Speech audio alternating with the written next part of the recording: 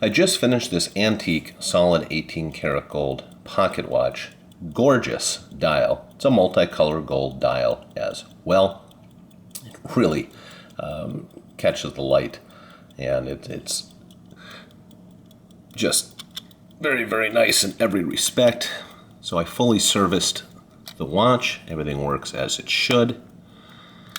All of the case and the hinges close nice and tight as they should.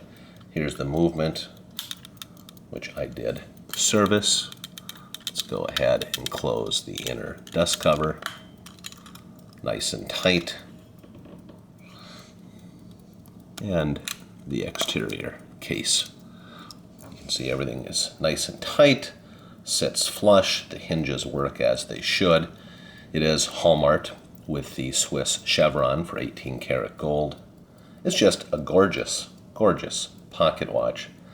And the multicolor gold dial is different than most. It has a nice combination of rose gold, yellow gold, and then silver.